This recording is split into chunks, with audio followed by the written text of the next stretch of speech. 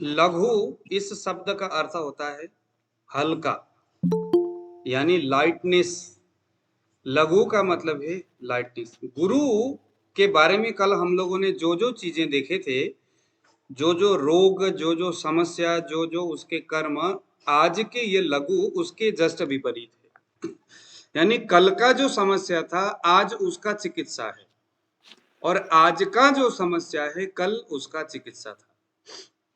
क्योंकि विपरीत गुणेर देश है, विपरीत गुणों से, विपरीत द्रव्य से चिकित्सा करना होता है। तो देखो, गुरु लघु का मतलब है गुरु के अभाव, यानी शरीर में गुरुता की अभाव हो रही है।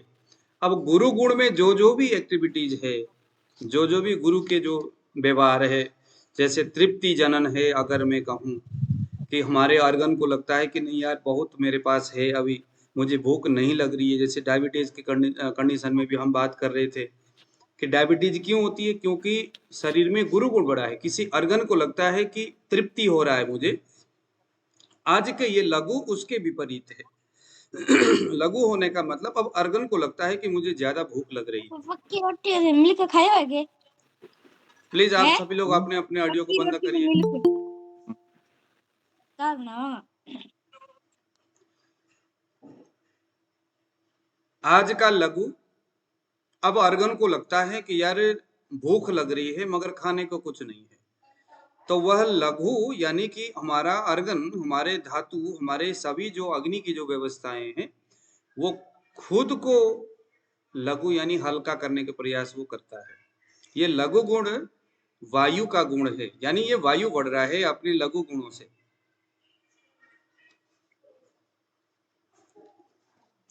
कल हम लोगों ने जो गुरु की बात किए थे वो गुरु पाकी की बात थी, जहां पर जिसमें प्रोटीन था, जिसमें फाइबर था। लेकिन आज हम बात कर रहे हैं लघु पाकी। अब लघु पाकी क्या है? जिसमें एकदम हल्की भोजन है, कोई भी ऐसा हल्का भोजन जो जल्दी से पेट के अंदर गया और फ्रू हो गया, वो सब के सब लघु भोजन है। तो लघु भोजन जिससे कि शरीर में एक प्रकार से लघुता उत्पन्न हो जाए। जितने भी कटु, तिक्त और कसाय, यह जो रस है सबके सब लघु गुण वाले हैं, लघु गुण वाले हैं। जितने जो काली मिर्च है लघु गुण वाला है, लघु गुण वाला है वो काली मिर्च। लघु गुण का काम क्या है? शरीर को लघुता उत्पन्न करना। शरीर के जितने भी अंग है, अवयव है, जितने भी धातु के है, कोई ऑर्गन है, इवन की मन है, इन सबों को, इन सभी को हल्का करने की जो व्यवहार है, जो व्यवस्था है, वो लघु गुण में है। एक बात कितने सारी स्थिति को पकड़ रहा है, कितनी सारी चीजों को निर्देश कर रहा है। अब लघु कहते ही वो तमाम जड़ी बूटियों की बात हो रही है जिसमें आयुर्वेद में लघु गुण लिखा है। इसका मतलब वो हमारे शरीर के आर्गन को हल्का करेगा, उसको छांटेगा, उसको पतला करेगा। जो लघु गुण है, कफ पित्त वायु में दोष के संदर्भ में यह कफ को छांटेगा यानी हल्का करेगा और वायु को बढ़ाएगा। लघु गुण वायु को बढ़ाता है और कफ को कम करता है। धातु के संदर्भ में ये धातु को लंघन कराता है यानी हल्का कराता है। मान लीजिए आपके सामने एक रोगी आया। अब देखो जरा, इसी लघु से हम चिकित्सा कैसे कर सकते हैं। एक आपके सामने रोगी आया, अब कहीं भी हम उदाहरण ले सकते हैं। रोगी आया और उसको बुखार है और उसको कफ के सारे लक्षण दिखाई दे रहा है। कफ के लक्षण दिख, अंग गौरव, शरीर में भारीपन लग रहा है, अंग मर्दन, शरीर में जगह जगह में जकड़ाहट सी हो रही है, दर्द सा हो रहा है? ये सारी चीजें उसमें कफ के सारे लक्षण दिख रहा है। अब इसको हमने क्या करना है? अब हमने क्या सोचा कि ये तो गुरु गुण बढ़ा हुआ है, हमें क्या करना है? लघु। अब लघु करने के लिए लंघन सबसे अच्छी चीज है। लंघन का मतलब है भूखा रहना। जो जो बुखार के जो रोगी है प्रारंभिक अवस्था में, आम अवस्था में, उसको अगर बुखार आती है तो लंघन यानी उसको कुछ खाने को ना दो। महज 4-5 घंटे तक या 12 घंटे तक उसको लंघन यानी भूखा रहने को दे दो, क्योंकि भूखा रहना क्या है, लंघन। हमारे यहाँ पर व्रत का विधान है, कुछ भी ना खाए। आजकल का व्रत तो फिर तो भगवान ही बचाए ऐसे व्रत करने वालों को। जिस दिन व्रत होती है वो 10 दिन पहले से ही प्लानिंग होता है। हाँ जी, कुट्टू के आटा अरे भाई खाया जाता है। हमसे पूछते कि सर आप ये बताइए, वो सारा लिस्ट लिख के दीजिए जो व्रत में खाए जाते हैं। इनके लिए व्रत तो व्रत नहीं, पिकनिक हो गया अब। हाँ, केले के चिप्स, कुट्टू के आटा और क्या नाम है, साबूदाने का हलवा और क्या क्या चीजें होता है, वो सबके सब साबूदाने की महाराज खिचड़ी। पकवान बनता है। बाकी दिन तो 2 रोटी खाते होंगे, व्रत के दिन सारे पकवान। लेकिन आयुर्वेद में व्रत का मतलब क्या था, किस लिए व्रत बताया है, धर्मशास्त्र ने व्रत क्यों बताया है? क्योंकि व्रत का मतलब है शरीर को लंघन करना। लंघन का मतलब है लघु गुण उत्पन्न करना। लघु का मतलब है जो गुरु है उसके विपरीत शरीर हो जाए, लघुता आ जाए। लेकिन हम क्या करते हैं, जब भी तो नाश हो रहा है चीजों का। इसको समझाने वाला कोई है नहीं, बड़ी बातें समझने वाला भी कोई नहीं है, कोई सर समझने नहीं मिठाई वाला। खाते हैं, मिठाई। हाँ, मिठाई भी, उस दिन मिठाई भी खाएंगे, दूध पिएंगे। बस रोटी और चावल और नमक ही तो नहीं खाना है, बाकी तो सब चल जाएगा। वो व्रत, भगवान बचाए ऐसे लोगों को। लघु गुण शरीर को कमजोर करता है, कृश यानी पतला करता है, दुर्बल बनाता है। लघु गुण व्रण रोपण करता है, व्रण यानी घाव को सुखाने का काम करता है। देखो लघु गुण कहाँ कहाँ जरूरत पड़ सकती है, वो जहां भी लघु गुण लिखा हुआ है कोई औषधि, अब फटाक से आपको समझ में आ जाएगा। लघु गुण व्रण रोपण करता है, जो घाव है उसको सुखाने का काम करता है। अब कोई बोलता है आपके सामने आ गया, सर मेरे तो घाव है, बहुत मवाद बनता है, क्या किया जाए? लघु गुण वाला कुछ दवाई दे दो, लंघन कराओ। मवाद बन रहा है, लंघन कराओ भैया। लघु गुण वाला कुछ दे दो जिसमें रुक्ष गुण प्रदान हो, लघु हो। क्यों? क्योंकि रोपण करता है। लघु गुण मल के संदर्भ में चाहे वो पसीना हो, चाहे वो स्टूल हो, चाहे वो यूरिन हो, इन मलों को कम करता है, इन मलों को कम करता है। लेकिन स्रोतस, जहां जहां से ये मल निकल के जाते हैं उनका शोधन भी करता है, उनकी सफाई करता है। लघु गुण उसको हल्का करता है।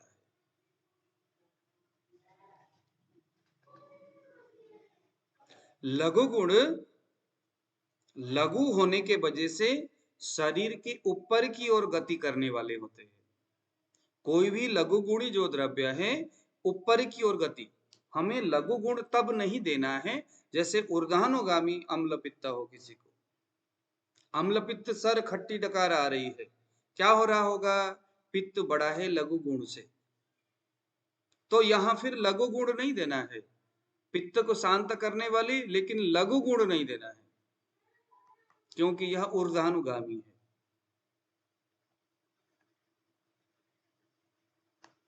या हम यह भी कह सकते हैं ऊर्ध्वभाग दोषहर भी हम कह सकते हैं। लघु गुण ऊर्ध्वगामी जरूर है, लेकिन ऊपर शरीर के ऊपर के जो टॉक्सिन्स है, जो दोष है, उसकी भी सफाई कर देता है, क्योंकि ये स्रोत शोधन कर है। सभी स्रोतसों को, सभी नालियों की झाड़ू पोछा करता है, एक तरह से लगा लो। लेकिन लघु होने के वजह से वायु और पित्त को ऊपर की ओर ले जाता है। और दूसरी बात, यह जो लघु गुण है, इस स्रोतस को, यानी जो जितने भी जो नालियां हैं जहां से रस रक्त आदि धातु बहते हैं, सिंपल भाषा में बताने का प्रयास करता हूं, तो वो सारी चीजों का ये, जैसे कि यूरिनरी ब्लाडर है, यूरिनरी ट्रैक है, इनको ये सफाई कर देता है। यह तृप्तिग्न है। लघु गुण कैसा है? तृप्तिग्न है। कल गुरु गुण के विषय में क्या बोल रहे थे? तृप्त जनन बोल रहे थे। आज क्या है? तृप्तिग्न। तृप्तजन यानी ओह तृप्त हो गया। आज तृप्तिग्न का मतलब है नहीं भाई, भूख लग रही है, भूख को बढ़ाने वाला। यह अग्नि को दीप्त करता है, यानी शरीर की आग को बढ़ाता है। अगर कोई बोलता है सर भूख नहीं लगती, प्यास नहीं लगता, तो लघु गुण उसको दिया जाना चाहिए, गुरु गुण बढ़ गया उसमें। जैसे कल के गुरु गुण उसके मानस में, उसके मन को तामस भाव से व्यक्त कर रहा था, है ना, तामस भाव बढ़ा रहा था मन में तामसिकता आ रहा था, उसको चंचलता, या मैं कहूं कि उसको, उसके मन में एक प्रकार के क्या क्या हो रहा था? कल मानस में ग्लानि हो रहा था, शिथिलतापन हो रही थी, अवसाद, डिप्रेशन हो रहा था कल गुरु गुण की वजह से। मुकेश जी प्लीज आपने ऑडियो को आप खोलिए मत, आप कुछ बोलना है तो मैसेज बॉक्स में डाल दीजिएगा। कल हम बात कर रहे थे ना गुरु गुण के बारे में, जितने भी द्रव्य जिसमें प्रोटीन है, जिसमें कार्बोहाइड्रेट है, जिसमें ये सारी चीजें हैं, वो सभी गुरु है। बट आज उसके दवाई लघु गुण है। तो लघु क्या करेगा? लघु हमारे मन में, शरीर में, हमारे आत्मा को हल्का करेगा, यानी स्फूर्ति देगा। यानी कि अगर कोई बोलता है सर डिप्रेशन है, तनाव है, चिंता है, आईबीएस है, यानी गुरु गुण है कहीं ना कहीं। शरीर तो कमजोर है, शरीर तो दुर्बल है उनका, लेकिन आहार के वजह से, अपक्व स्थिति में जाने से, मंदाग्नि होने के वजह से, उस अपक्व कफ या अन्न रस के कारण से शरीर में एक प्रकार का गुरु गुण बना हुआ है, कफवात की स्थिति। इसीलिए दुर्बल शरीर होने के बावजूद भी उसके मन में एंजाइटी है, डिप्रेशन है। उसका चिकित्सा क्या है? लघु गुण है। लघु गुण वाले जितने भी जो द्रव्य हैं, वो सभी द्रव्य कैसे हैं? मन को, शरीर को एकदम स्फूर्ति देने वाले हैं, उत्साहित करने वाले हैं।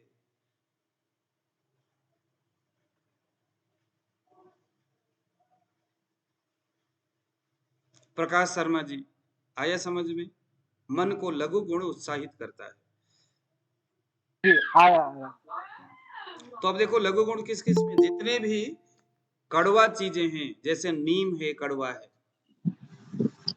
काली मिर्च है ये। अच्छा, हमारे समाज में कटु को कड़वा बोलते हैं, लेकिन नीम जो कड़वा है उसको तिक्त बोलेंगे, ठीक है। काली मिर्च को आयुर्वेद में, काली मिर्च को कटु बोलेंगे और नीम को तिक्त बोलेंगे। ये थोड़ा इसका, अगर हम भौतिक आधार पे देखें तो जो लघु गुण है ये आकाश का आत्मा गुण माना जाता है, आकाश गुण है ये। लघु क्या है? गुरु था कल पृथ्वी, और आज आकाश है लघु। तो पृथ्वी के विपरीत कौन सा हो गया महाभूत? आकाश हो गया। कहीं पृथ्वी बड़ा है तो आकाश को बढ़ा दो।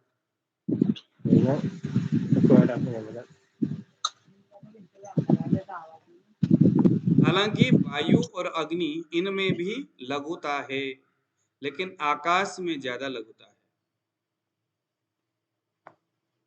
इसीलिए लघु गुण वाली जो आहार है वो कैसा है? आकाश, वायु और अग्नि, ये तीनों ही महाभूत से संपन्न जो भी आहार है वो सब के सब कैसा है? लघु गुण वाला है। जैसे मूंग का दाल, जैसे लाजा, ये सभी लघु गुण वाले हैं भोजन में। लाजा क्या होता है सर? लाजा होता है ना, खील बोलते, लाजा खील, वो धान से बनता है, एक तरह से धान को फ्राई करके तैयार करते।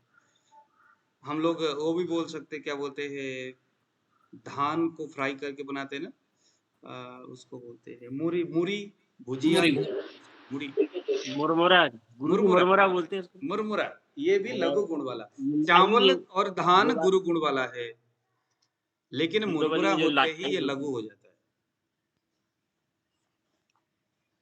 लघु गुणी।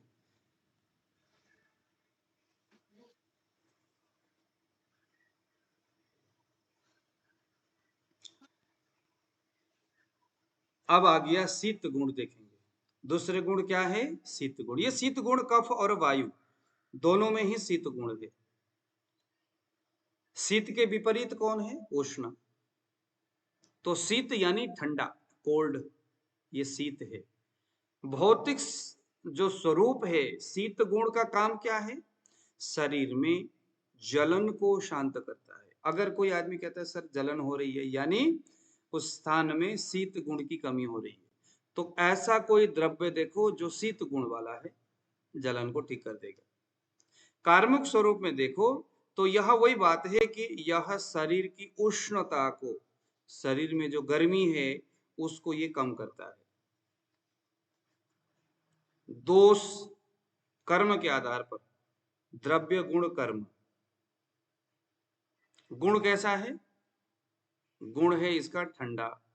कर्म कैसा है, यह पित्त को कम करता है, वायु और कफ को बढ़ाता है।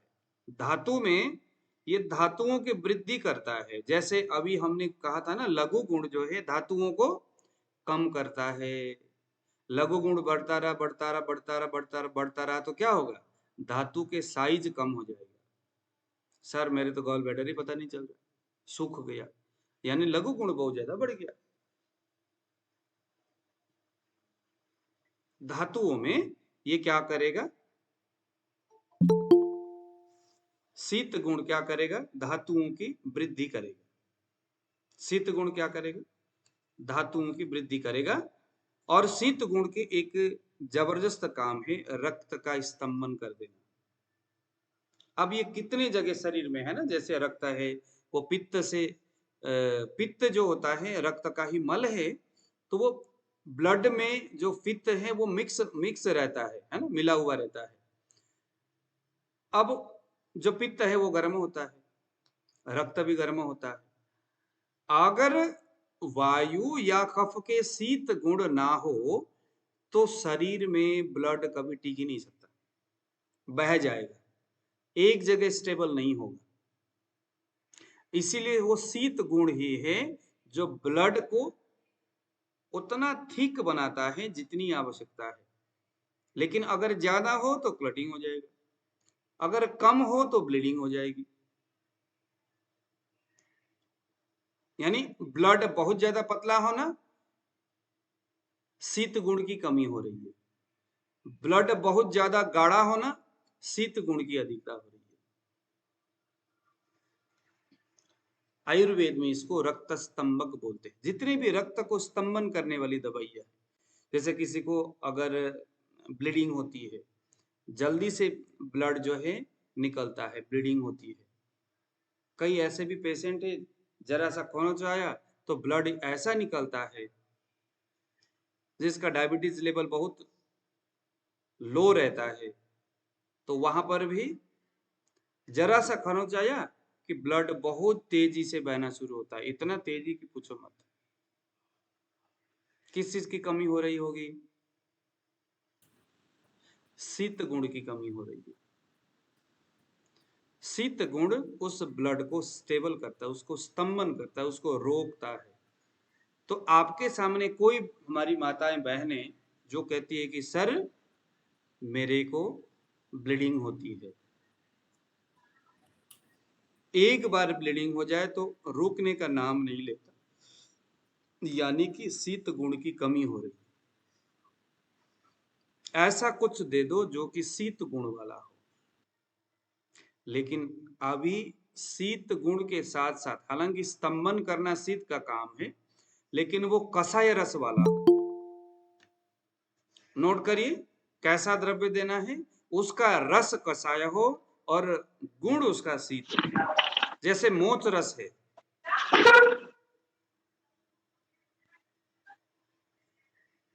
जैसे रसोंत है, रस कैसा है, कषाय और तिक्ता है। तिक्ता भी स्तंभन करता है, रक्त का शोधन करके, चलो रसोंत तो रक्त को शोधन करता है और शीत होने से स्तंभन करता है। रसोंत भी ब्लीडिंग को रोकता है लेडीज के, लेकिन वो कैसे रोकेगा, तिक्त होने से अपने रुक्ष गुण से जो अग्नि है, जो पित्त है, उसके द्रव अवस्थाओं को कंट्रोल करके शीत गुण से रक्त को स्तंभन करता है। सभी द्रव्य देखो अपने अपने क्वालिटी से काम कर रहा है।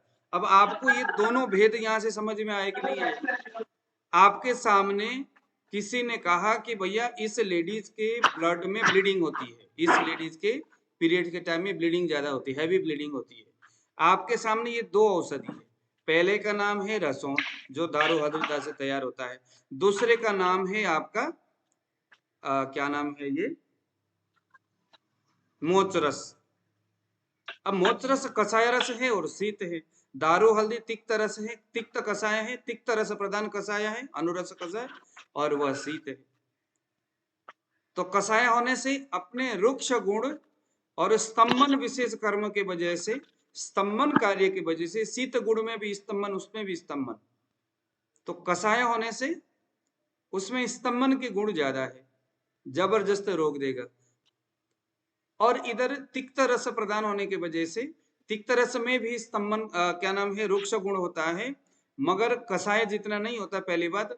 दूसरी बात, ये क्या करता है, ये आम का पाचन करता है और ये द्रव को सुखाने का काम करता है, रुक्ष गुण। तो उसके उस ब्लीडिंग होने की स्थिति को, जो द्रव मूल है, जो पानी की मात्रा ज्यादा है पित्त के, उसको सुखा करके जो रसों थे वो उसको सुखाएगा। तो दो मेडिसिन अभी मैंने उदाहरण दिया। ऐसे ही कोई भी जो द्रव्य है आपने अपने अपने गुणों से शरीर में काम करेगा। तो कैसा कंडीशन लेकर के रोगी आपके पास आया है? शीत तो दोनों में ही है, शीत का काम है स्तंभन, एक तो सुखा करके स्तंभन कर रहा है और एक पूरी तरह से उसको जकड़ रहा है, स्तंभन ही कर रहा है।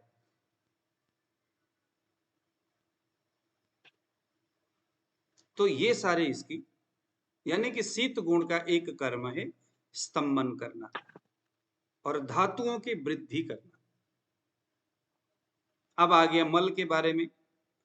शीत गुण मूत्र और मल और पसीना इसका स्तंभन करता है। लघु गुण क्या कर रहा था? लघु गुण जो मल है, मल के स्रोतस को क्या कर रहा था? वो शोधन कर रहा था। गुरु गुण क्या कर रहा था? गुरु गुण मल को, मूत्र को, पसीना को ज्यादा से ज्यादा निर्माण करके बाहर निकाल रहा था, उसके वजन को बढ़ा के बाहर निकाल रहा था। अब आपने देखना है कि आपने बाहर तो निकालना है, लेकिन किस तरह के द्रव्य देना है। देखो ये रस और इनके गुण आपकी चिकित्सा में कितना महत्व रखेगा, यहां से आपको पता चलेगा। आपके पास रोगी आया, अब आपने देखना है कि इसको आपने करना क्या है भाई। उसको अगर, जैसे गुरु गुण का काम क्या था? ज्यादा संख्या में मल का निर्माण करके उसको बाहर निकालना। शीत गुण का क्या काम है? ज्यादा संख्या में निकले हुए मल मूत्र और पसीना को स्तंभन कर देना, उसको रोक देना। शीत गुण की कफ का है और गुरु गुण भी कफ का है, लेकिन कफ के ही गुण होने के बावजूद इन दोनों गुणों में कितना फर्क है। देखो, जहां गुरु गुण उनकी मात्रा को बढ़ा करके बाहर निकाल रहा था, मगर वही शीत गुण उनके मात्रा जो निकल रहा है उसको स्तंभन यानी रोक रहा है। तो क्या हमें यह द्रव्य के क्वालिटी, उसके गुणों को देखे बगैर संभव है कि किसी को कोई भी दवाई ऐसे ही आंख बंद करके दे दिया जाए? नहीं। इसका अर्थ है, इसका उत्तर है नहीं। पहले द्रव्यों के बारे में देखना है कि वह द्रव्य में, अब जब आप किसी भी, अब ये पूरा रस जब हम पढ़ेंगे ना, अब आप किसी भी द्रव्य गुण विज्ञान के बुक लेके आओगे, आपको फटक से सारी चीजें समझ में आ जाएगी। हाँ, इस समस्या में मुझे ये देना है, ये देना है, ये देना है। हालांकि सभी का कर्म एक समान है, लेकिन गुणों के आधार पर उसके काम करने की जो तरीका है उसमें परिवर्तन रहेगा और आपको समझ में आ जाएगा क्या देना चाहिए।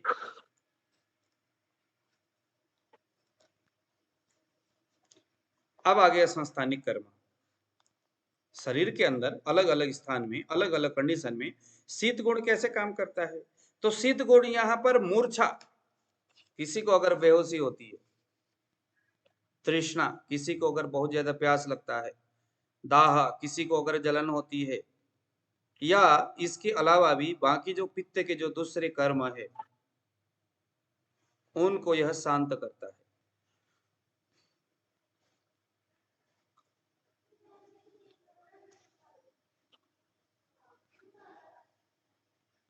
मानस कर्म, शीत गुण मन को प्रसन्न करता है। जब आप बढ़िया शिकंजी लगा करके,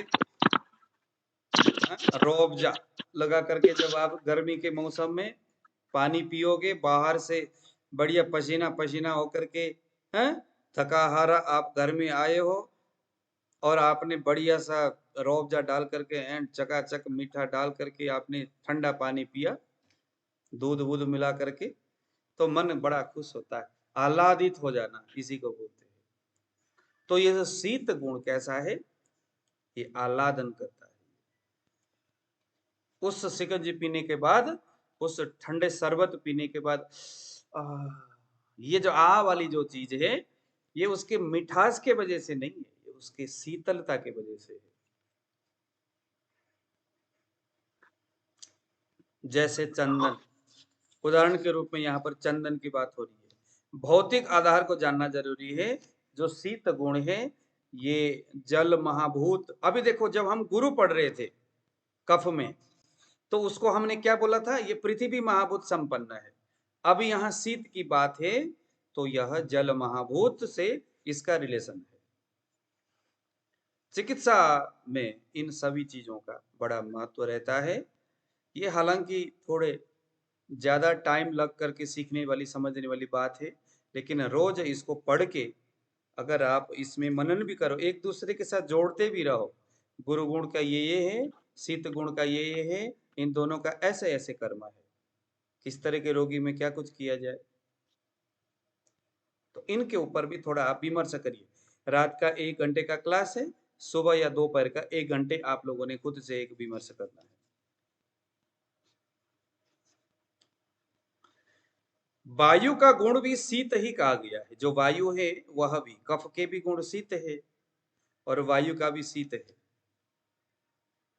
मृदु, शीत और उष्ण, ये गुण जो है ना, स्पर्श ग्राह्य होने के वजह से वायु, जो स्पर्श ग्राह्य, जो वायु में जो स्पर्श की जो व्यवस्थाएं हैं, उसके वजह से वायु में शीत गुण आया हुआ है। लेकिन कफ में तो शीत की तो विशेष व्यवस्था होता है, लेकिन वायु में स्पर्श की वजह से शीत गुण, ठीक है। जैसे चंदन है, शीत गुण वाले बहुत, जैसे चिरायता है, जैसे पुनर्नवा है, सभी शीत गुण। अब उस शीत के विपरीत देखते हैं जरा। अच्छा, इसके बारे में भी थोड़ा सा देखते हैं रसों के संदर्भ में। सौम्य रस, मधुर, तिक्त और कषाय, ये तीनों ही शीत गुण है, लेकिन इन तीनों के शीत में थोड़ी सी फर्क है। जैसे अम्ल रस है, अम्ल रस स्पर्श में शीत है, अम्ल रस छूने में शीत है यानी ठंडा है, लेकिन उसका वीर्य जो होता है वो गर्म होता है। अब आपके सामने एक रोगी आया, कहता है सर गर्मी बहुत है लेकिन भूख भी नहीं लगती, गर्मी बहुत है मगर भूख नहीं लगती, तो यहाँ अम्ल रस अच्छा काम करेगा, क्योंकि स्पर्श में शीत है, तो शीत के प्रभाव से उसको स्पर्श में ठंडाहट महसूस होगा। अंदर गर्मी है तो अंदर जो है भूख नहीं लगती। उष्ण, हाँ, उष्ण गुण की वजह से, ये अपने उष्ण रस की वजह से, विपिन जी प्लीज आप ऑडियो को बंद करिए जरा, ये अंदर जाकर के अग्नि को पकाने का काम करता है। उष्ण वीर्यो हिमस्पर्श, तो इस तरह से हमें ये कुछ विशेष बातें देखना। अब आ गया उष्ण रस, उष्ण गुण के बारे में देखते हैं जरा। शीत के जस्ट विपरीत है उष्ण। उष्ण मीन्स गर्म, हीट। भौतिक स्वरूप में अगर देखें तो यह शीत के जस्ट विपरीत है। तो अभी हमने जो शीत के गुण बताया उसके जस्ट विपरीत होने के वजह से जहां जहां शीत बढ़ा हुआ है वहां वहां उष्ण देना है। जैसे कोई ठहाके मार करके बेचारा ठंडी के मारे कांपते हुए आ रहा है तो क्या दोगे? अब इसके चिकित्सा में देखो सीधी सी बात है, अगर कोई आदमी सर्दी के मौसम में वैष्णव देवी से चल के आया है, ध्यान से सुनिएगा, वैष्णव देवी यात्रा करके आया है नवंबर दिसंबर जनवरी समथिंग में चलने से चल गुण बढ़ा, सर गुण बढ़ा, और सर्दी का मौसम है शीत, तो शीत और चल ये दोनों गुण बढ़ गया और बंदा कंप रहा है, शरीर बड़ा एकदम शरीर जकड़ा हुआ सा है। क्या किया जाए? मनोज जी प्लीज आप अपने ऑडियो को बंद करिए भैया, आप सुनते नहीं हो यार। क्या किया जाए? अब इसके देखो गुणों के आधार पर हमें जो है कि चिकित्सा तय करना चाहिए। रोग क्या बोलता है वो नहीं, चल के आया है यानी कि चल गुण बढ़ गया, सर गुण बढ़ गया। ठंडी के मौसम में है, कांप रहा है, शरीर ठंड लग रहा है, कांप रहा है, शरीर चल नहीं रहा है, स्टीफनेस हो गया, या वायु के शीत गुण बढ़ गया, कफ के भी शीत गुण बढ़ गया होगा, स्निग्ध गुण बढ़ गया होगा, तो उसको हम देंगे जबरदस्त, आप उसको स्टीम दे दो। एक ही चिकित्सा है, उसको जबरदस्त बैठा करके स्टीम दे दो, पूरा पिघला दो उसके शरीर के सारे अंदर के इंटरनल शीत गुण को। शीत के विपरीत है उष्ण, उष्णता जैसे ही अंदर जाएगा, अंदर जाते ही सारे रो रो से शरीर के बाहर से निकला हुआ, एक तो पहले थोड़ा मसाज करना है, मसाज करने का मतलब है स्निग्ध गुण आया, अब उसके बाद उसको स्टीम देना है, स्टीम देते ही वायु के चल गुण भी खत्म, शीत गुण भी खत्म, कफ के भी खत्म, क्योंकि उष्ण जो होता है इनको सबको ठीक कर देगा। यानी कि चिकित्सा सिर्फ गुणों की होती है। चिकित्सा किसकी होती है? चिकित्सा दोषों की नहीं, चिकित्सा गुणों की ही होती है। गुण के विपरीत चिकित्सा है। मतलब कि भाई क्या बड़ा है, कफ बड़ा है। जैसे मैंने कहा कि भाई एक आदमी वैष्णव देवी सर्दी के मौसम में खूब पैदल चल के घर पहुंचा दिल्ली, उसका शरीर जकड़ा हुआ है, पैर नहीं चल रहा है, भूख नहीं लग रही है, और शरीर थर थर करके कांप रहा है, बहुत ज्यादा गड़बड़ी हो रही है, सिर में भारीपन लग रहा है, क्या हो गया होगा? चल गुण बढ़ गया, शीत गुण बढ़ गया। शीत का कर्म कैसा कैसा है? वायु और श्लेष्मा को बढ़ाता है, पित्त को कम करता है, शरीर के अंदर की ऊष्मा खत्म हो गया। क्या दिया जाए? बस ऊष्मा बढ़ने वाली चीजें दे दो उसको। पहले तो स्निग्ध द्रव्यों से, कोई तेल से बढ़िया मसाज करो, मसाज करने के बाद थोड़ा थोड़ा उसको स्निग्ध पीने के लिए भी दे दो, और उसको जबरदस्त स्टीम दे दो, कम से कम रोज 40 मिनट तक, 2-3 दिन तक स्टीम दोगे, चौथे दिन से रोगी अपने आप ठीक हो जाएगा, क्योंकि उसके रोग छिद्र से जितने भी जो अंदर शरीर के अंदर जो स्टिफनेस है, जो शरीर के शरीर में वायु और कफ के शीत और रुक्ष आदि गुण, चल आदि जो गुण बढ़े हुए हैं, उसके विपरीत होने के वजह से मामला बन गया। तो शीत के विपरीत उष्ण। निधि जी आज लेट कैसे हो गए? सर वो एक जगह जाना था वहां से चले गए। ठीक है, तो उष्ण गुण का मतलब है जो हीट करे शरीर को, जो शीत के विपरीत कर्म करे, शीत का इलाज करे, मतलब रोगी तो शीत ही गुण लेके आएगा। अब हम उसको वायु या कफ माने, या हमारी एक बात है, समझने की बात है बस, कफ बड़ा है, वायु या पित्त बड़ा है, यह एक जस्ट समझने की बात है। लेकिन बेसिकली उष्ण शीत लघु रुक्ष आदि गुण ही घटते और बढ़ते हैं, और चिकित्सा भी इन गुणों का ही होता है। दोष, शीत गुण पित्त को बढ़ाता है,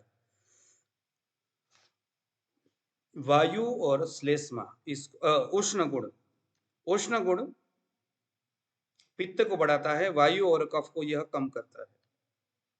धातु में ये धातुओं को घटाता है और रक्त स्राव का प्रवर्तन करता है, ये बहुत जरूरी है। उष्ण गुण क्या करता है?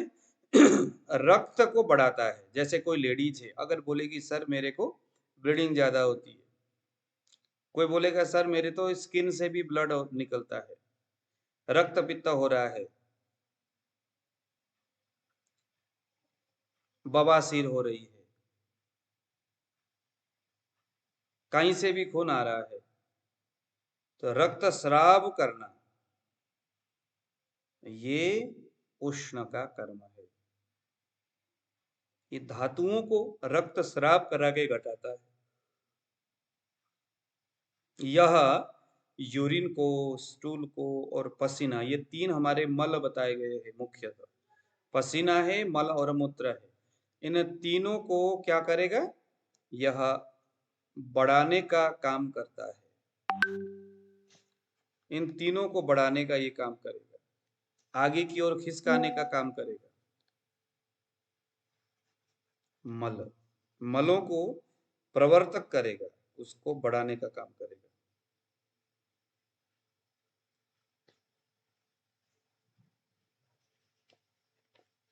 हेमाद्रि ने एक ही शब्द में उष्ण को समझाया है, स्वेदने उष्ण। इतना ही समझोगे तो भी बहुत है। यानी उष्ण यानी शरीर में स्वेद को उत्पन्न करेगा, पसीना को निकालेगा। अब पसीना जब निकलेगा तो शीत की सब व्यवस्थाएं खत्म कर देगा। उष्ण के संस्थानिक जो कर्म है वह दीपन पाचन करना। कोई भी जो उष्ण द्रव्य है वो भूख को बढ़ाता है, खाए हुए को पचाता है।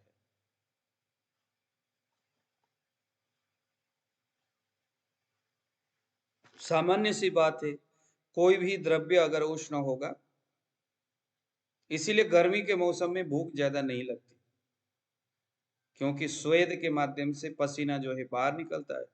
पसीना जो है कि अंदर के अग्नि, क्योंकि स्वेद कौन है? मल है। ये ऊष्मा के साथ मिला हुआ, अग्नि के साथ जुड़ा हुआ एक व्यवस्था है। पसीना के रूप में अग्नि बाहर आया, अंदर कुछ बचा नहीं। शरीर, प्रकृति के बाहरी सूर्य की ताप जो है शरीर के अंदर की अग्नि को बाहर खींच लेता है। सर्दी के मौसम में भूख ज्यादा लगती है, गर्मी में कम लगता है। इसमें कारण सूर्य का ही है।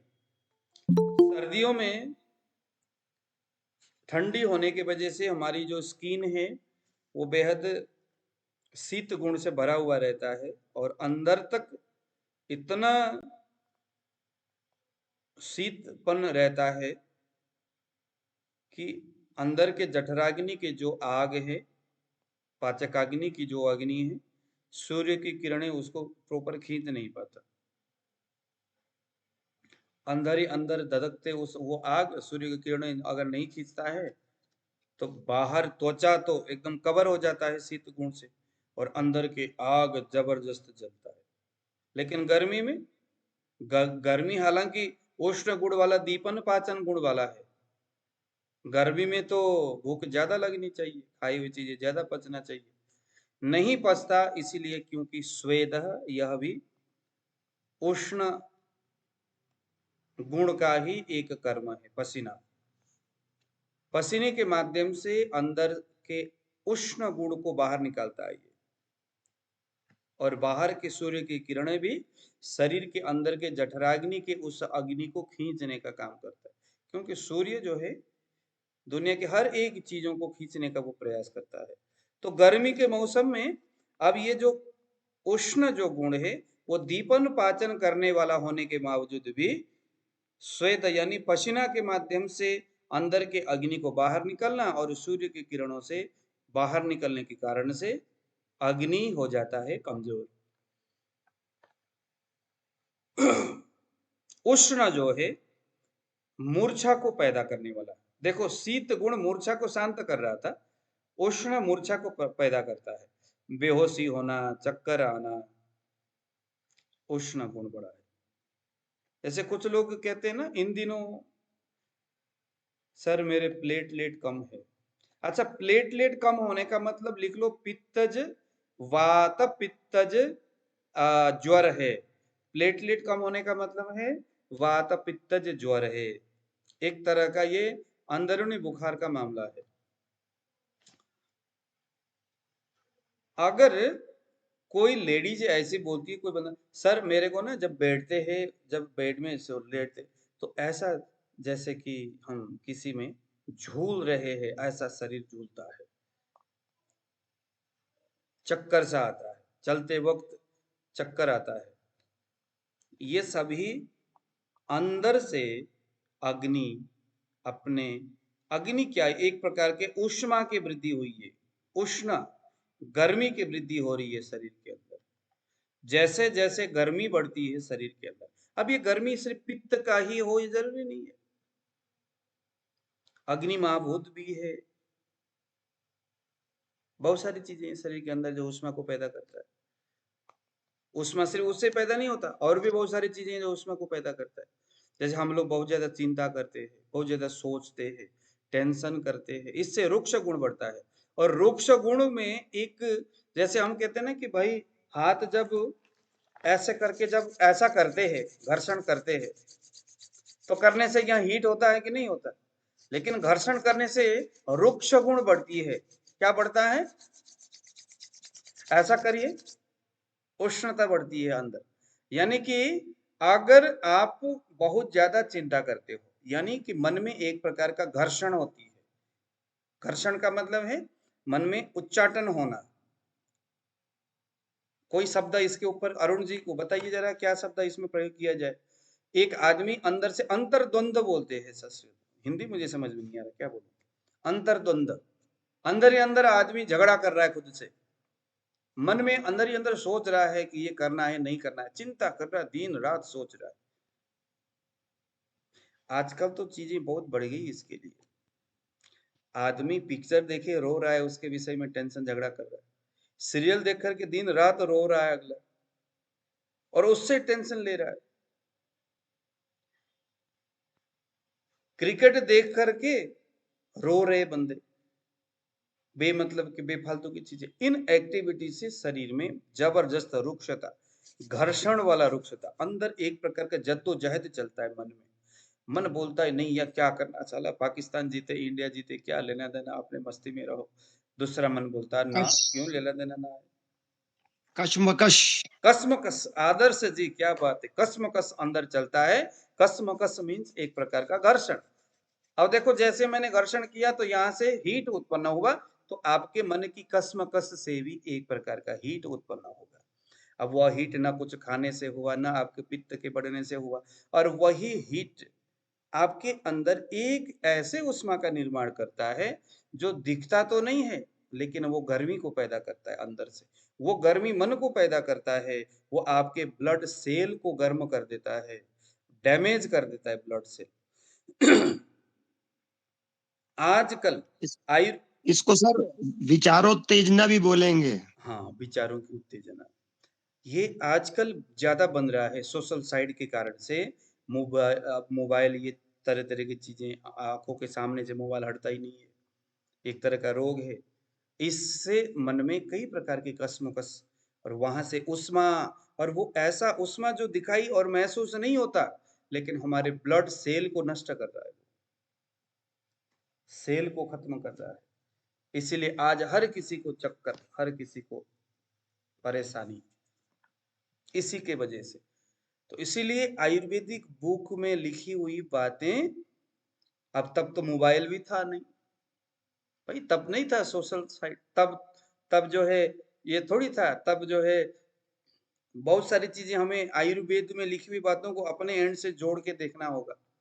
तब जोमेटो थोड़ी था, जो कि एक बच्चा घर में चुपके से, हाँ, दूसरे नंबर वाले कमरे से झरोखे से मंगाता है, उधर बोलता है उसको कि भाई ऐसा इतने नंबर वाले कमरे में हूं मैं, उधर खिड़की में हूं, तो उधर से लेके आ जा।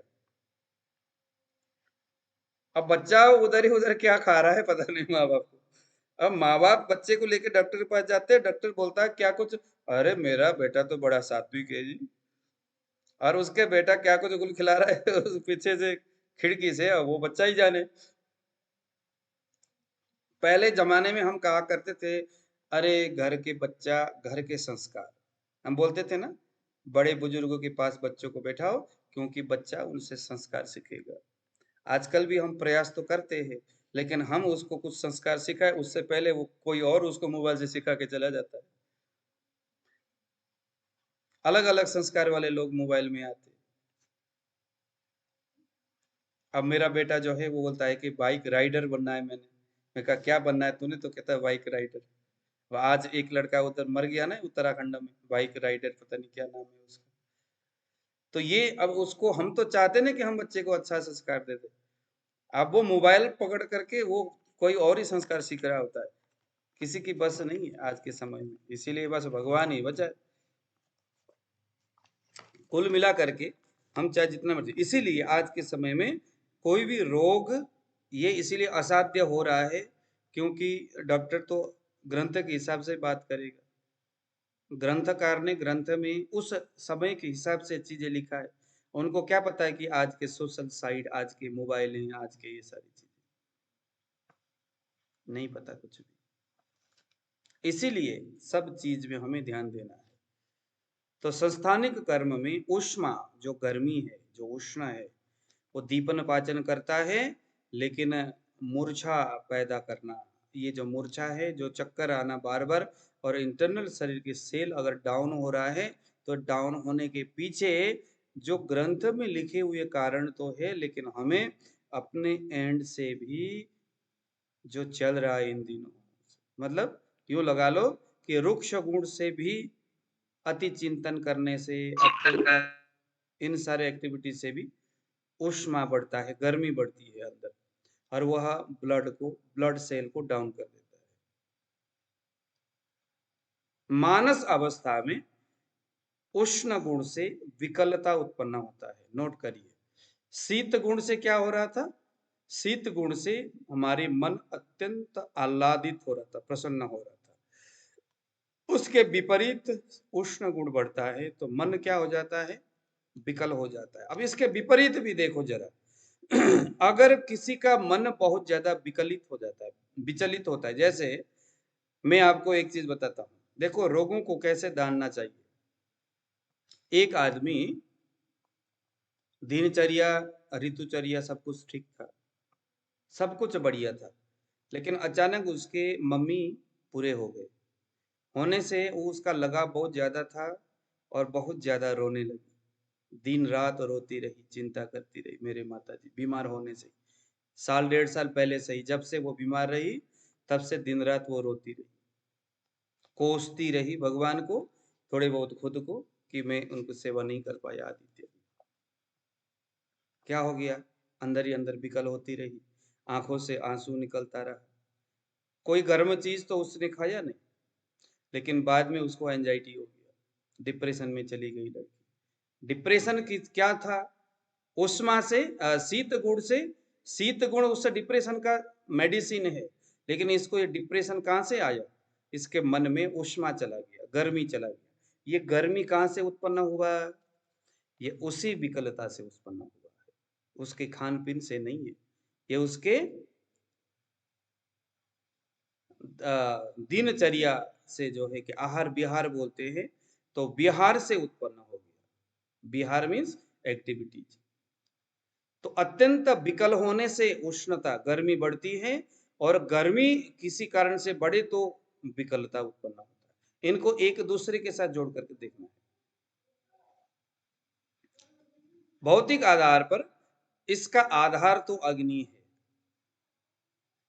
इसका आधार क्या है? अग्नि है। लेकिन जैसे अभी वही बात है कि अगर, जैसे होता है ना कि डायबिटीज में एक मेडिसिन बनाया है अभी, कि भाई चाय में डालो एक कैप्सूल या टैबलेट डालो, मीठा हो जाता है।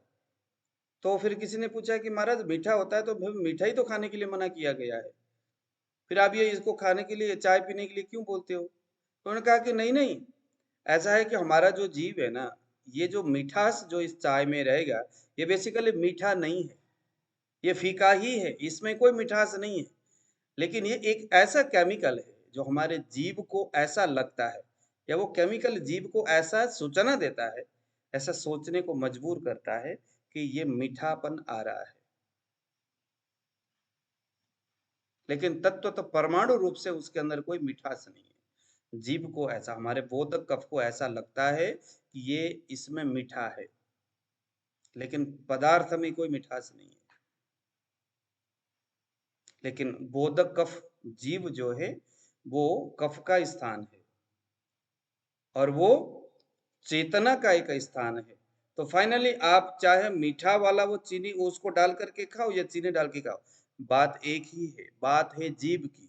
क्योंकि रस को ग्रहण करने वाला कौन है? बोधक कफ। आयुर्वेद के हिसाब से चाय में उस मीठा टैबलेट को डालना भी नहीं चाहिए, क्यों? हमारे यहाँ पर जीभ से ही रस का आस्वादन होता है और वहीं से पूरे अर्गन को एक सूचना जाता है। अब जीभ को जहां पता चला ना, आपने तो ये कहा कि भाई जीभ को हम बेवकूफ बना रहे, उसको हमने बस इतना बताया मीठा है, लेकिन बेसिकली नहीं है। लेकिन आयुर्वेद बोलता है कि उसको आपने बता दिया, यही बड़ी गलती की है, क्योंकि चेतना का प्रवर्तन वही है। अब उसने आपको बता दिया, आपने उसको बताया बोधक कफ को जो जीभ में है, और उसने पूरे सारे अर्गन को बताया कि भाई मीठा आ रहा है, आ रहा है। और आयुर्वेद का सूत्र ये बोलता है कि जहां बोधक कफ जो चेतना का केंद्र बिंदु है, पूरे अर्गन जहां जहां पर भी अग्नि है, उनको वो सजग करता है कि भाई कोई मधुर रस वाला चीजें आ रहा है, आप खड़े हो जाओ। तो इंसुलिन जो है, इंसुलिन क्या है? एक तरह का आग, एक हार्मोन्स है।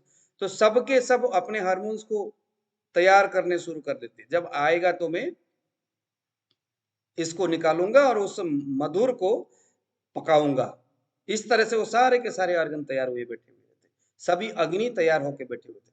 अब भाई आ जा तो जाए तू पहले तो आ जा, ऊपर से नीचे आ जा। लेकिन आपने क्या किया? आपने क्या किया? हाँ भाई, ये जीभ को तो पता चलेगा, लेकिन बेसिकली अंदर कोई जाने वाला नहीं है, अंदर जो जाएगा वो मीठा नहीं होगा।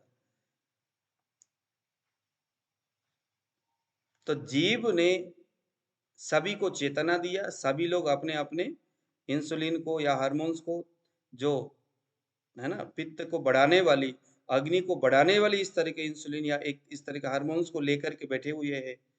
लेकिन जब आप मधुर रस नहीं डालोगे, उनको बेवकूफ बनाओगे उन ऑर्गन को, तो क्या होगा? फाइनली ये कहीं ना कहीं जाकर के गड़बड़ ही करेगा। तो ये एक स्थिति है जो उसको देखने का, जो आयुर्वेद के नजरिया से हम अगर उसको देखना चाहे, तो कभी भी इस तरह की चीजें, किसी को बेवकूफ नहीं बनाना चाहिए, चाहे कोई दूसरा इंसान हो, चाहे कोई जानवर हो, चाहे हमारे ऑर्गन हो। बेवकूफीपन जो है अच्छी बात नहीं, चाहे हमारे अर्गन हो, चाहे हमारे कोई अवयव हो, अंग हो, चाहे बाहर किसी इंसान हो, बेवकूफ किसी को नहीं बनाया जाना चाहिए। तो भौतिक आधार पर यह अग्नि ही है। और उदाहरण के रूप में जैसे चित्रक हो गया, उष्ण गुण वाला है। चित्रक, काली मिर्च, पिपली, सभी उष्ण गुण वाले हैं। दालचीनी, ये सभी उष्ण गुण वाले हैं। इन सभी द्रव्यों में वैसे ही गुण है जो शीत के विपरीत है।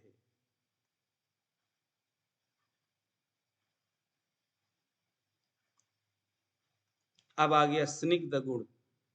या आज इतना ही दोनों हमने देख लिया, या एक और ले स्निग्ध, थोड़ा समय लगेगा, रहन देते हैं ना। आज 3 हो गए ना, लघु गुण, अब कल गुरुजी गुण, उष्ट गुण। हाँ, आज दोनों हो गए, कल देखेंगे बाकी, है ना। कल हम स्निग्ध और रुक्ष ये दोनों देखेंगे।